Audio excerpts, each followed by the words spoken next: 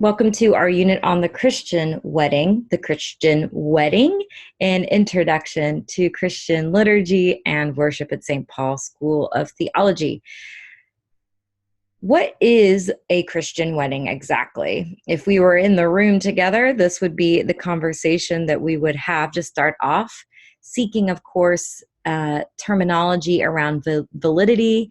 What are the right and proper forms? Who is the one to authorize such a ceremony in order for it to be understood as a Christian wedding, as opposed to a secular wedding or a Jewish wedding, or etc., etc.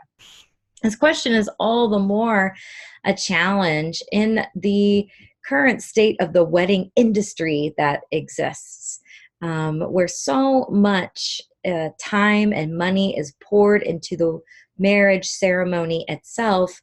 And what is the role of the pastor in the midst of this great festivity? And more importantly, of course, the role of this pastor beforehand and after. Here we have an image. Perhaps you can guess what it is. It is the wedding at Cana.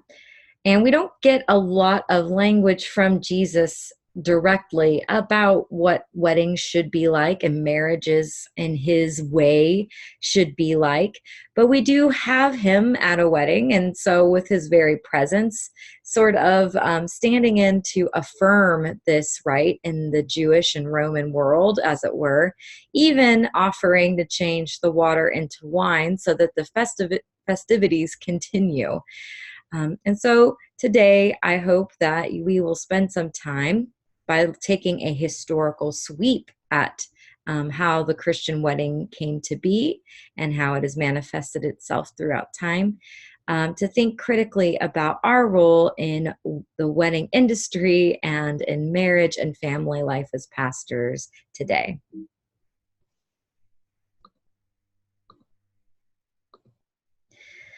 Marriage in the Roman world existed. It was very much a contractual sort of arrangement. Here we don't have a priestess offering the blessing. In fact, it is an image of the goddess Juno, who is blessing this young couple who are sharing and extending right hand in marriage, the husband with this contract in his hand. She's blessing them as she is linked to fertility. So blessing their marriage in order that it may bear much fruit, and that is to bear much children, which in the Roman world was truly the aim and the goal of the marriage, was for the growth of the family and the growth of society, and to maintain those structures and hierarchies that already existed. Just a few terms. I'm not going to go through each one.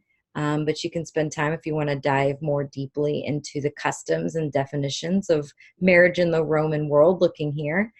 But it was, as Ulpian said, the union of a man and a woman for the purpose of procreating and rearing children. It's a partnership for life. They would be sharing the things of life. So that is a civil union, but it's also a religious union. So it was understood that whatever gods were worshipped by the head of household would be worshipped by the wife and the children, and even the slaves, as we've discussed already, as well. Everything was held in common in the economy of the household. It was really a good incentive to be married under the laws at the time in the first century. People who were unmarried, people who were childless, they were actually penalized, and there were special privileges and honors extended to those who not only were married and had children, but had 3 or more legitimate children. That is, children that are legitimate because they come from that partnership, that covenant of the man and the woman, no concubines. Those children are illegitimate in this political system. Now, there were also, in order to reinforce the structures, marriages were restricted so that you would marry within your class structure. So a senator could not even marry someone who once was an indentured servant and had been freed.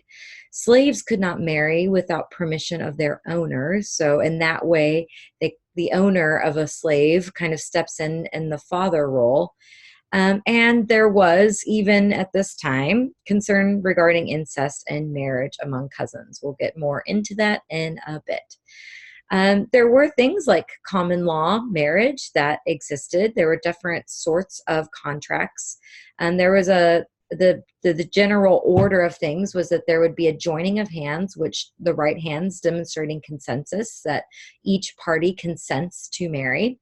The marriage contract would outline the dowry and the wife's financial provision.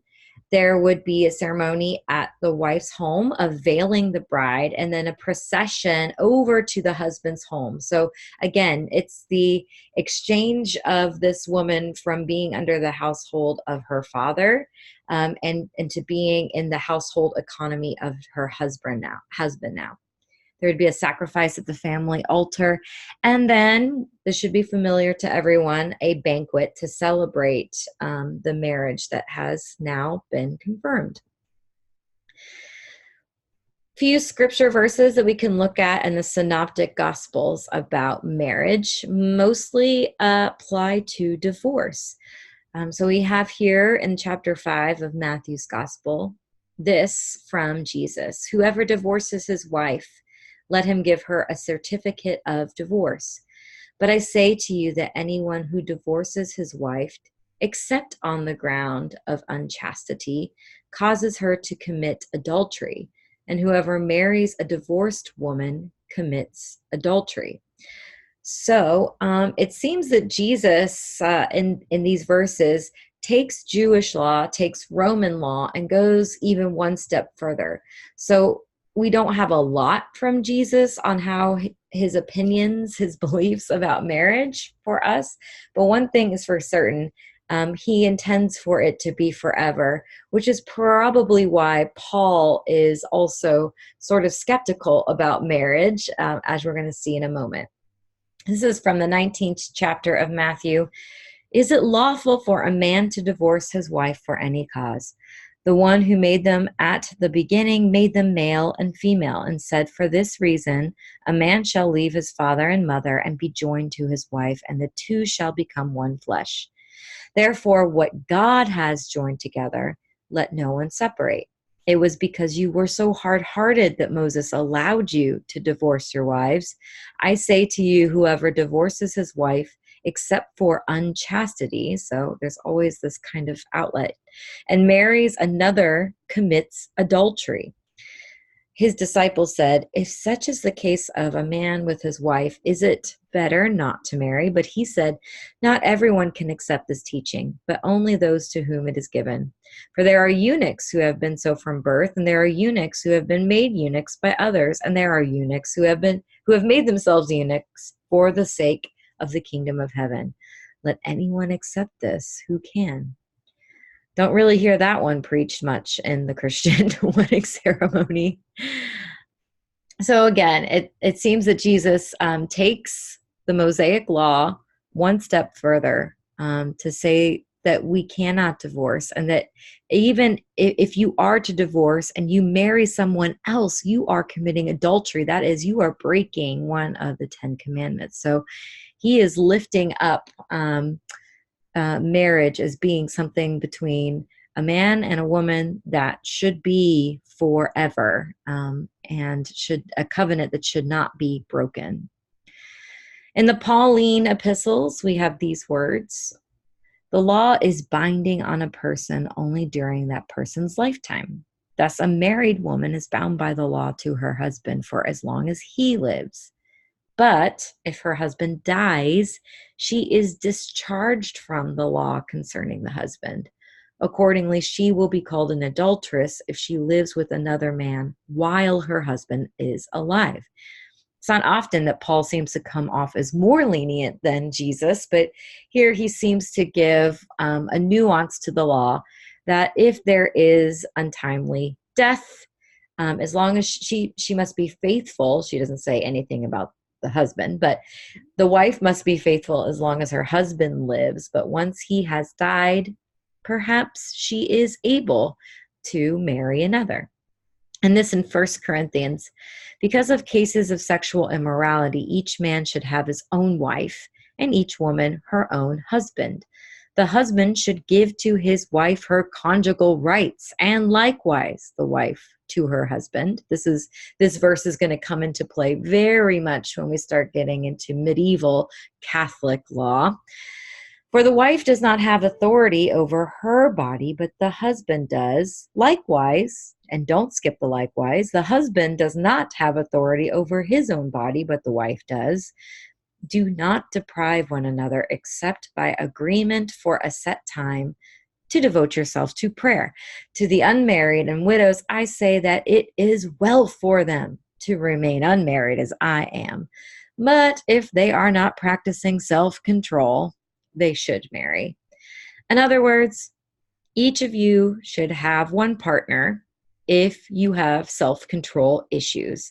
And one of the markers of a good marriage is that each partner gives to the other as is desired. So it should be consensual, there should be equal sharing, and those are markers of a good Christian marriage.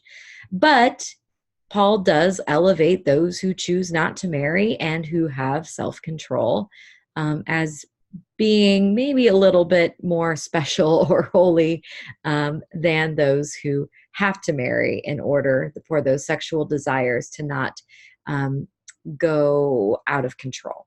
And again, that is going to come into play when the Roman Catholic Church is beginning to create the laws of celibacy for the priests and bishops and the Pope.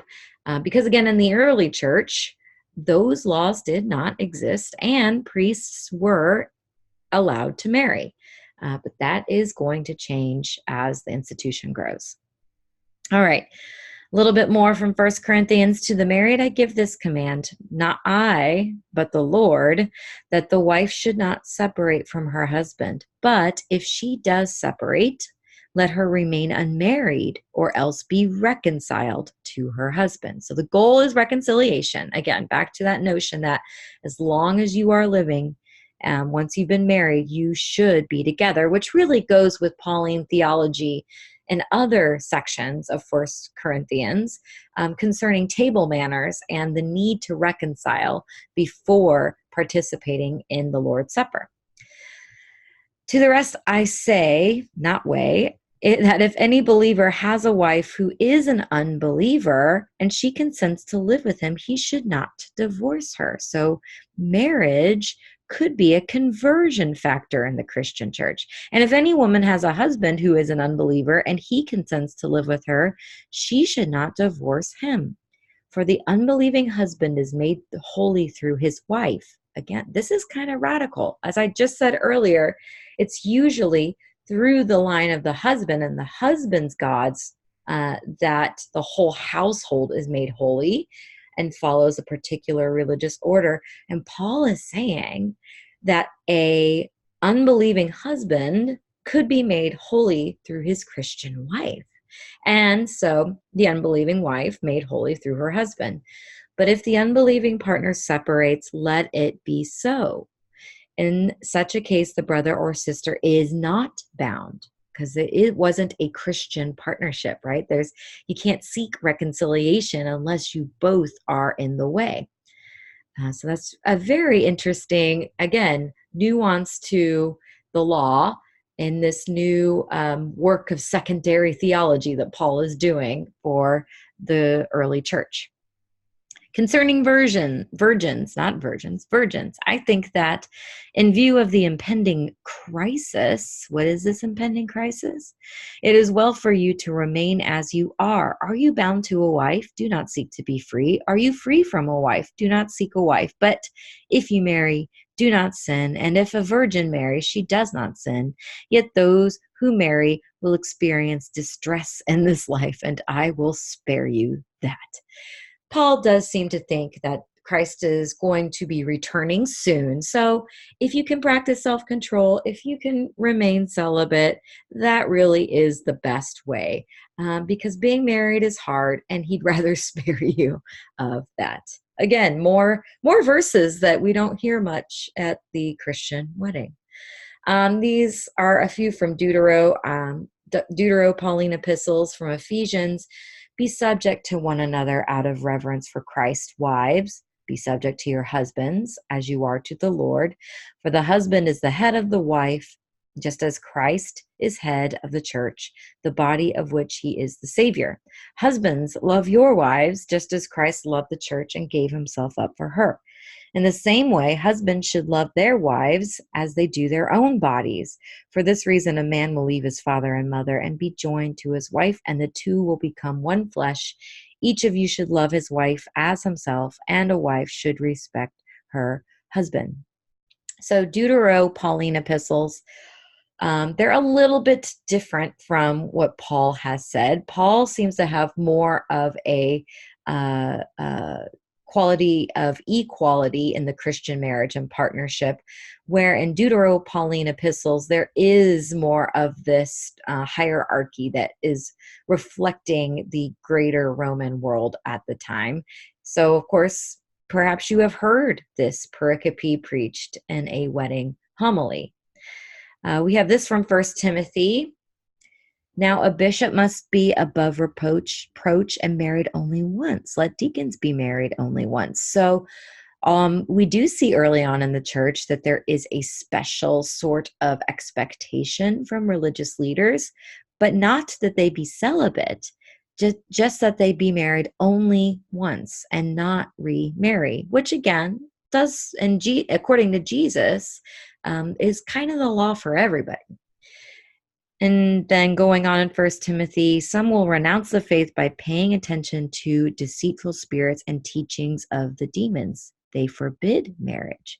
So marriage is okay here in Deutero-Pauline theology. So we kind of have this spectrum. Jesus seems to think that marriage is held up very, very high, and that you should marry only once. Divorce is a very serious breaking of the law.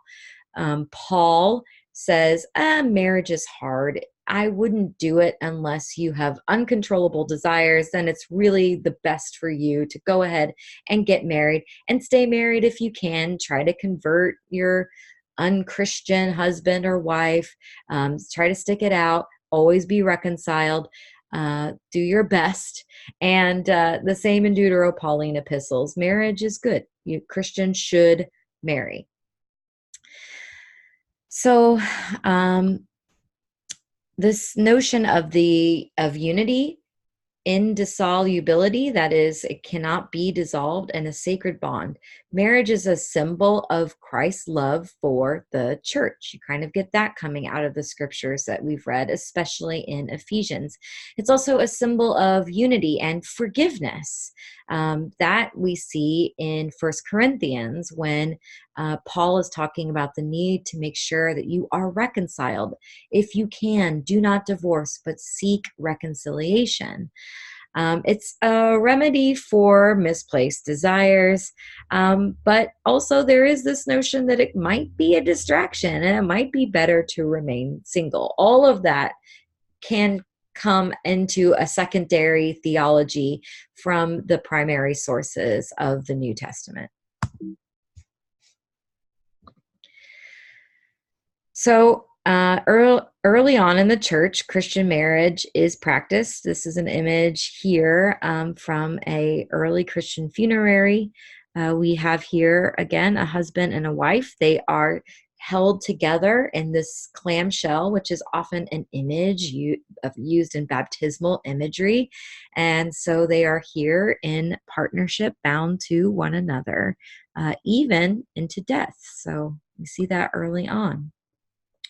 I'm not going to have time to go into many of the readings here, on marriage and attitudes on marriage and family life in the early church, but you can see some of these are highlighted in blue and can link you to the primary sources if you are interested in reading more. But again, just as there is diversity of understanding in the New Testament around marriage, there is diversity and understanding in the early church and church theologians. But for the most part, there is a reflection of the greater culture. That is that if a couple is seeking marriage and they seek to be married, it is good because it helps to promote fidelity and faithfulness to one another. And the blessing of offspring is also a really important thing as the church is seeking to grow and expand. And there early on is this notion of oath taking and sacramentum. Again, this is before the official sacrament language. But that is to say that it is an oath that cannot be dissolved. It needs to last through the lifetime, if not into eternity. And Tertullian loved his wife so much, he wrote a treatise to her. Jerome, though, is going to come out early on as champion of the life of chaste celibacy for those especially who are leaders in the religious life.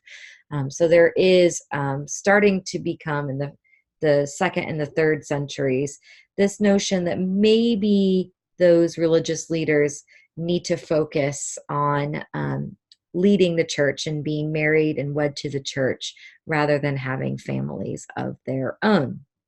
Some more early practices in Christian marriage. Ignatius of Antioch says this: "It is right for men and women who marry to be united with the consent of the bishop, that the marriage be according to the Lord and not according to lust." So I guess, again, the state is doing the ceremonies, is doing the legal contractual work, but early practices in the Christian movement would include that the couple coming to the bishop for consent on the marriage. They're not marrying the couple, but they are seeking consent from the bishop, and so consent from God. Here's John Chrysostom saying, "Is the wedding a theater? It is a sacrament, a mystery, and a model of the Church of Christ. Why any need for dancing? They dance at pagan ceremonies, but not at ours. Silence and decorum should prevail, respect and modesty." I just had to lift this up from his homily on Colossians because this is so not the place that we are in today as participants in and presiders over weddings. Is the wedding a theater? Oh, very much so for the most part. Could you imagine insisting that there be silence in the next wedding that you take part in? And Augustine says this: "You have covenanted on how you should marry. The words of the covenant are ringing in your ears for the sake of having children. The bishop has put his signature to the matrimonial tablets." So we see here that there must be some sort of extra Christian document that exists, some sort of special signing that can take place in the church by the bishop when a couple is seeking consent to be married. Again, you see here a Christian marriage, the hands being exchanged here. All right, it's kind of similar gestures. Marriage in the Middle Ages, so we're skipping ahead quite a bit. There would be a betrothal ceremony. Again, not a very extended engagement at this time. Then there would be the contract of the dowry provision. There would be the pronouncement of the bans. What are the bans? These are basically the opportunity to speak now or forever hold your peace if you think that this couple should not get married. So in most liturgies, we don't even say that when we preside anymore, but that was a last sort of thread of this tradition where 3 weeks ahead, again, because there was not a long engagement, because we wanted to make sure that there weren't any other parties involved, no second or third secret families happening, that people had an opportunity to speak up if they did not think that this marriage is a good idea, that there was something strange going on. Then there would be an act of consent and witness. Even in the Middle Ages, the central act here is the giving of the ring. And then there was the understanding that the officiants of this rite was the couple themselves. And so the clergy are acting as agents for the secular authorities, in part because they might be the only literate local officials and they also recorded births and deaths. They were the clerks of the town, really, for the most part.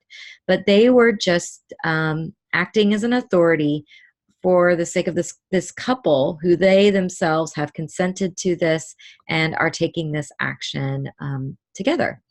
And then the Mass was distinct from the wedding still in the Middle Ages. So the wedding could be held at the door or the porch of the church instead of the home as it once was done.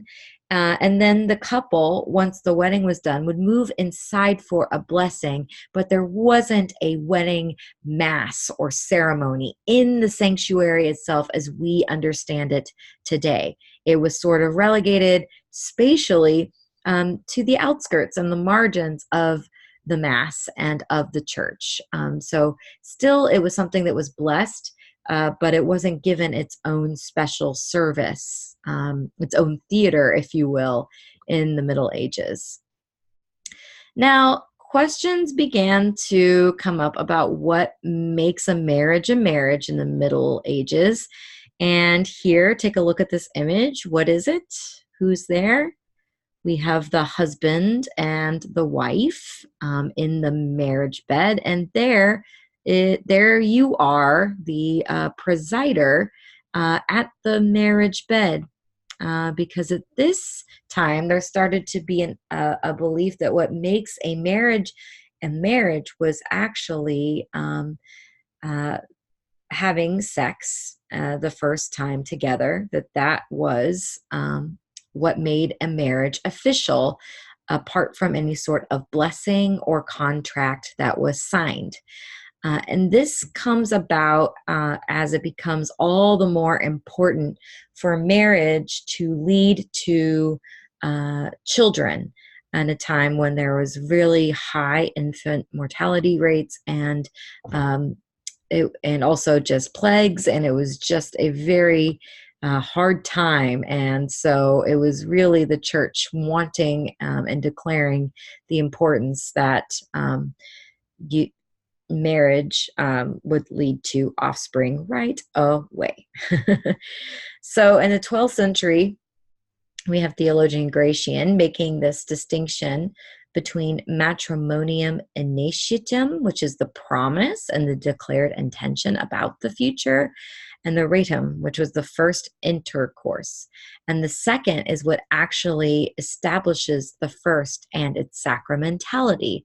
So words aren't really what make it a marriage.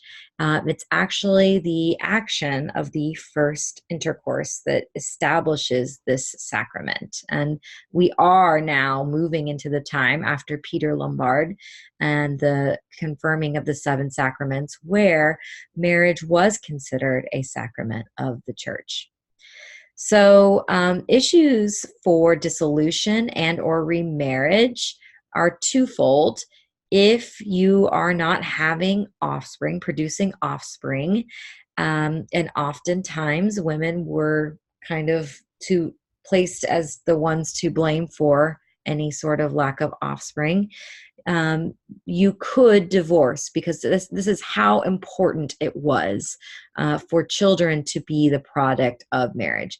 Another way that you could remarry and a marriage could be dissolved is consanguinity errors. What's consanguinity? It is basically incest, cousins. It is the bloodline running too close together. And so if for some reason there was an error in the family tree before the ceremony and we realize, oh my gosh, we are second or third cousins, then the marriage can be legally dissolved. The purposes for these different rules and regulations aren't just holy ones. There are issues of inheritance and who gets the property and determining who legitimate heirs are of the property. And there also is in recognition this notion of consent and cohabitation. So marriages undertaken in secret could be found binding and valid. And abductions and elopements could potentially be regularized with compensation made to the parents, whose permission might otherwise have been required. So unfortunately, once there is quote unquote consent and the couple cohabitates, even a forced elopement could be made okay if that husband or wife compensates the parents once it's discovered.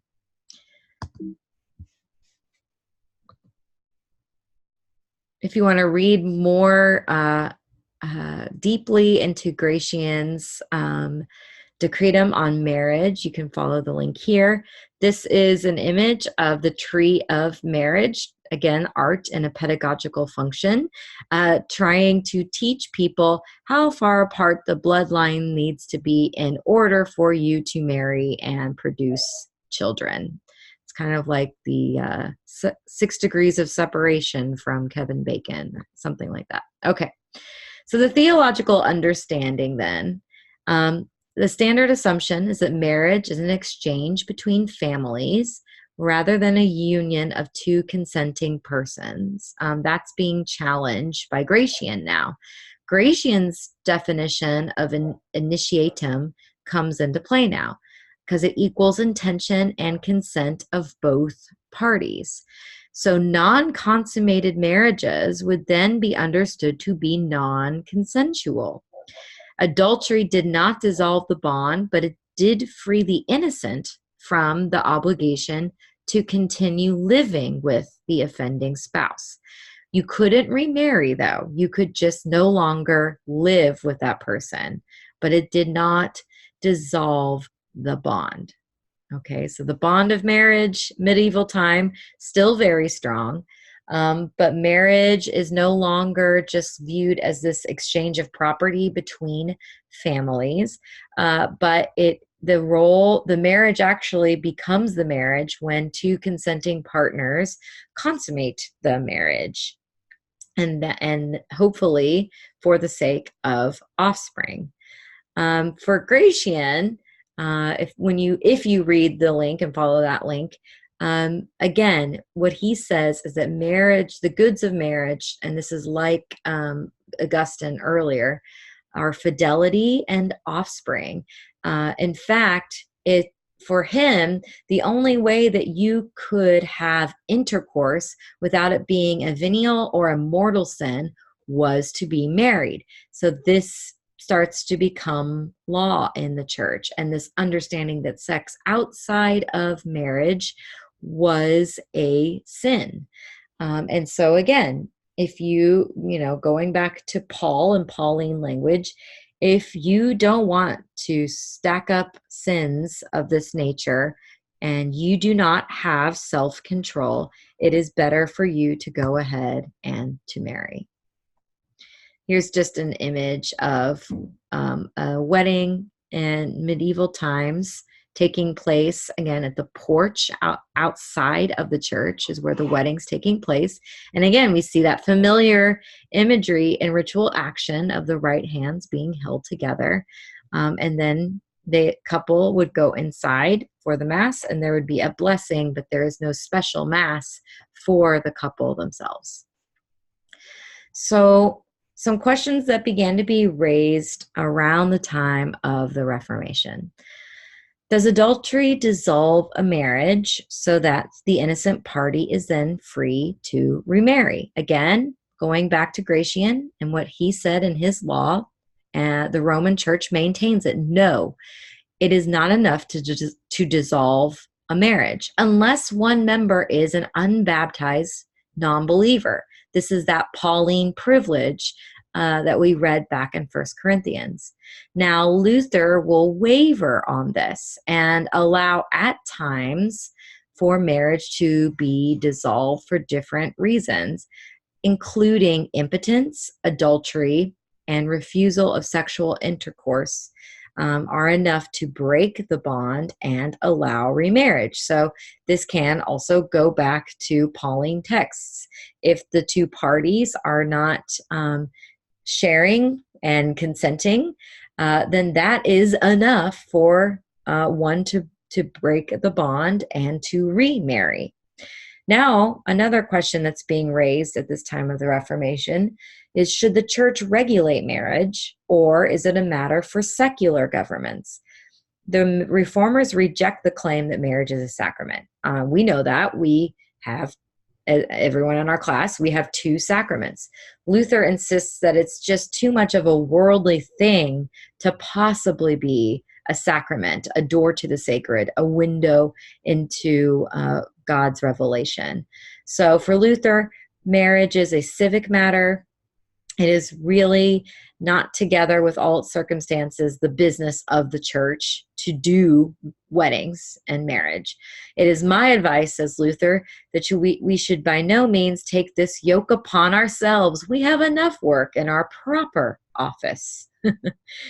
So Luther here sounds a little bit like Paul, kind of like it's not the be all end all. The Geneva Marriage Act is this. It had 2 requirements: state regulation and church consecration. And this is also true in the English Reformation. So again, the state is regulating the marriage, the contract, and the church can consecrate the marriage, the wedding. But they aren't the ones who are the final authority as far as state and government laws are concerned about whether or not the couple is in fact married and has made that contract.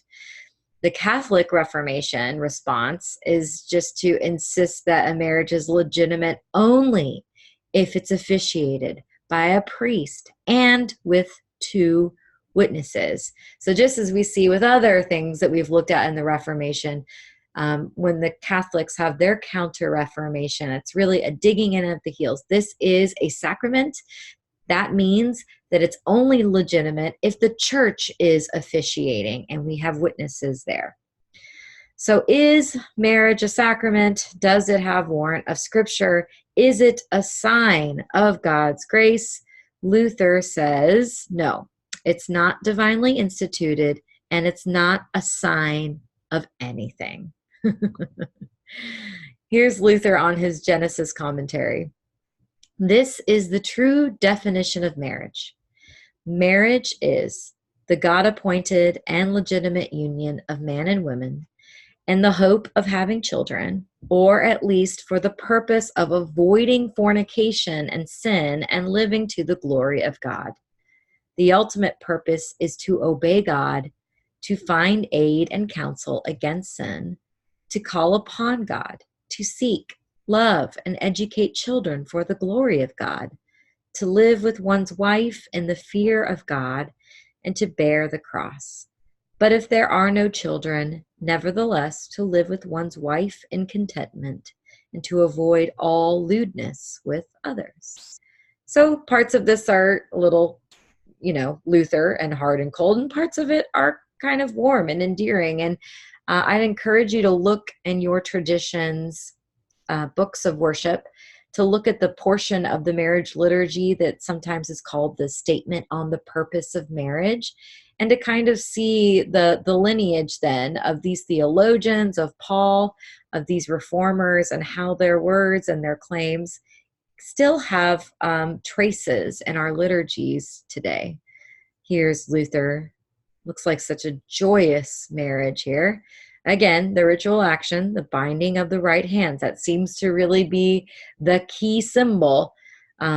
She does have a veil going all the way back to Roman times, and it looks like the wedding party's having a really great time. I think this is Dad in the corner. He seems to be pretty concerned. I don't know what's going on. Here's Calvin on marriage ordinances. When it is time for the parties to be married, let them come modestly to the church without drummers or fiddlers. No more procession, please. Preserving the order and gravity proper to Christians, and to do this before the end of the tolling of the bell, so that the blessing of marriage may take place before the sermon. If they are negligent and come too late, that the marriage be postponed. So that means that they can come to the church. It's assumed that worship is going on, it's already happening, and they are coming to receive the blessing of the marriage. They need to do it before the sermon. They should not disturb the worship. And if they are too late and the sermon has already started, they're going to have to come back next week. It is permissible to celebrate marriages every day that is on working days at the sermon. So Calvin, of course, was preaching every single day, or on Sunday at the sermon at dawn or at 3 in the afternoon, except on days when communion is celebrated, so that there be no distractions and everyone better disposed to receive the sacrament. So again, sacraments come first. Wedding is not a sacrament, and it needs to take its proper place in the order of worship and the liturgy of life. So some discussion questions, and there is a forum posted up on Moodle for you to answer any or all of these that you have energy around. Consider then, what is a church's theology of marriage? Again, one way you can figure out what the Wesleyan, the United Methodist theology of marriage is to look in your worship book at the statement of marriage and the theology embedded in the liturgy. Same goes for Disciples of Christ or PCUSA or any tradition that has a book. What is a church's theology of marriage? Should the church be the agent of marriage? And what is the church's role? What is the minister, pastor, priest role in the marriage ceremony? Is it prenuptial counseling? Is it advising on the form, aka helping the couple to understand and create the liturgy? Is preaching an important part of the marriage ceremony? These are really important questions, because if you haven't already, you will be asked, especially once you are ordained, or even if you've gone to seminary, to preside over people's weddings. And especially if they are unchurched or dechurched or nuns, for some reason they will seek you out for being this special presence to bless or preside over the ceremony, but they may not want the counseling, and they may not want you to have any input on the form of the ceremony itself, and they certainly may not want you to preach anything. So the question is, what is the clergy's role in the marriage ceremony? And notice I didn't say Christian marriage ceremony, I'm saying marriage ceremony. Should communion or Eucharist be included? Should the church allow weddings of non-members? I really encourage you to look at the policy of the church that you are serving or a part of and see what it says. What role should other parties play? What is the role of the parent, the attendant, the witness? If they're been married before or they have children, what's the role of the children of the couple? Should the church resist the wedding industry? And then traditional language and vows. Do we keep it? The giving away of the bride, the call to obey the husband?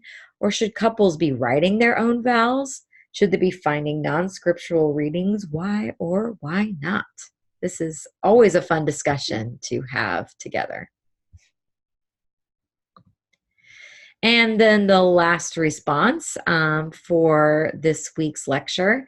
is the encouragement to go on a little Google search and look up the origin of any of these, or if you would like, other traditional symbols of the wedding and of marriage, and to share on the forum what you discover about some of these symbols that are present in our ceremonies today that are very far from the original sources. All things that can help you be a good collaborator or director of the form of the marriage ceremony, depending on how you take your stand and understand your identity in the role of marriage and Christian marriage in particular. All right, that's all that I have for this week on Christian marriage. And please be sure to pay attention to Moodle. We do not have any lecture on the Christian funeral, but the Tom Long book accompanying them with singing is the quality lecture for the week. And there are 3 questions on Moodle for you to answer as well.